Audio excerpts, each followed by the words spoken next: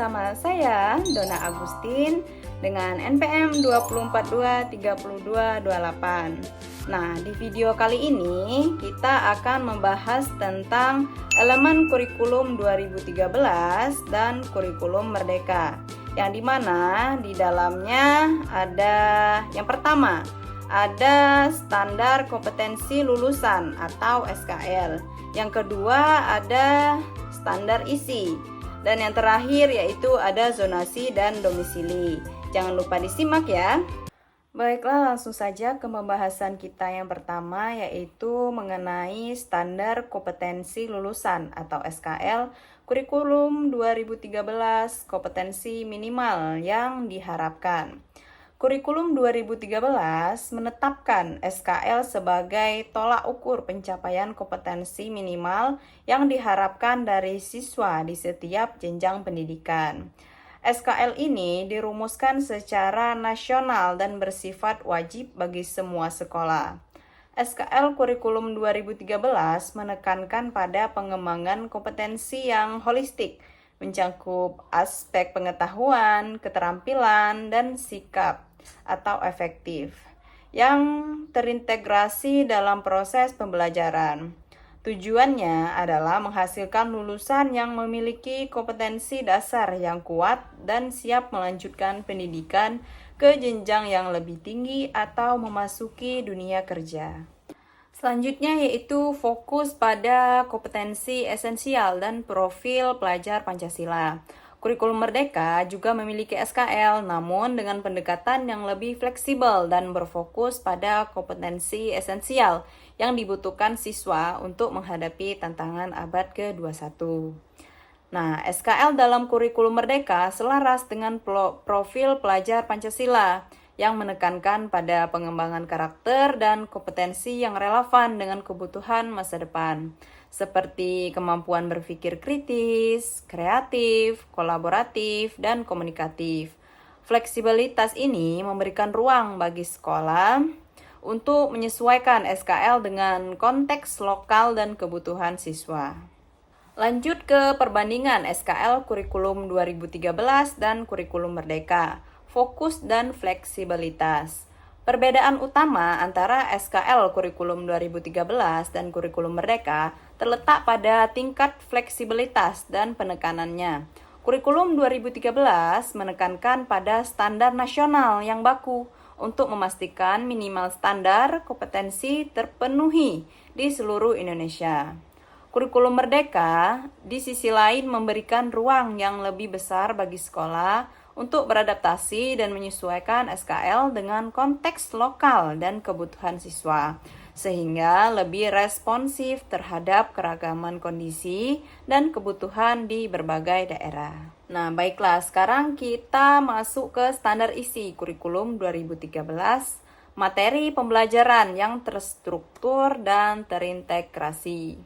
Standar isi kurikulum 2013 menjabarkan secara rinci materi pembelajaran yang harus diberikan kepada siswa di setiap mata pelajaran dan jenjang pendidikan.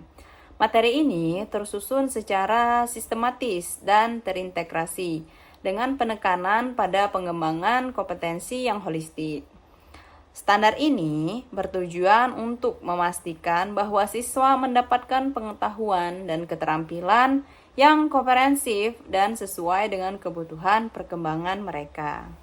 Lalu standar isi kurikulum Merdeka lebih fleksibel dan berbasis kompetensi menyesuaikan dengan konteks.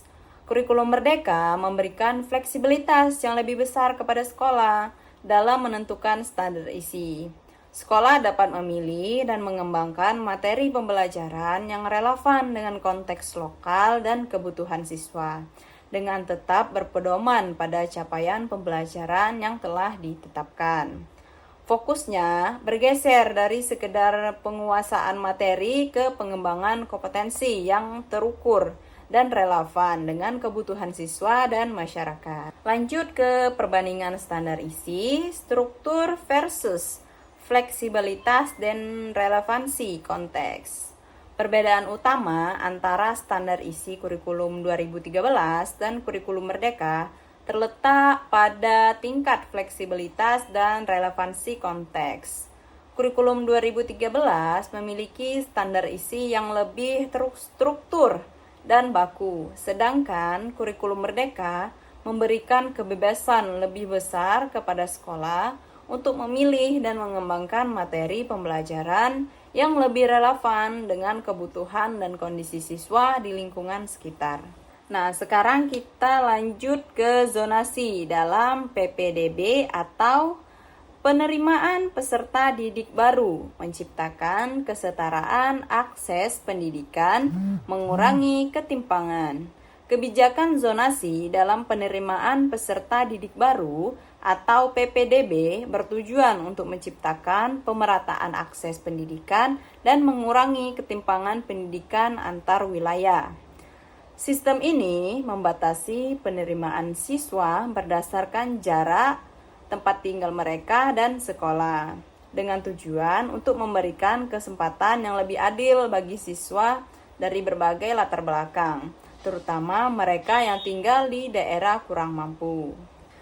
Lanjut ke tantangan dan dampak zonasi dalam PPDB. Perlu perencanaan dan koordinasi yang matang. Meskipun bertujuan mulia, kebijakan zonasi juga menghadapi sejumlah tantangan.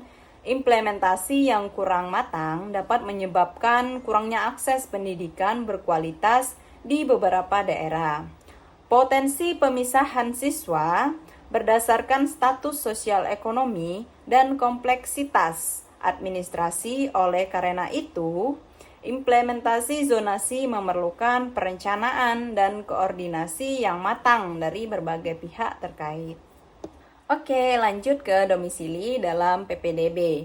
Syarat administratif yang penting menjamin keadilan dan efisiensi. Persyaratan domisili dalam PPDB merupakan syarat administratif yang penting untuk memastikan bahwa siswa yang diterima di sekolah memang berdomisili di wilayah tersebut. Persyaratan ini bertujuan untuk mencegah penyalahgunaan sistem, memastikan keadilan dalam akses pendidikan dan efisiensi dalam pengelolaan sekolah.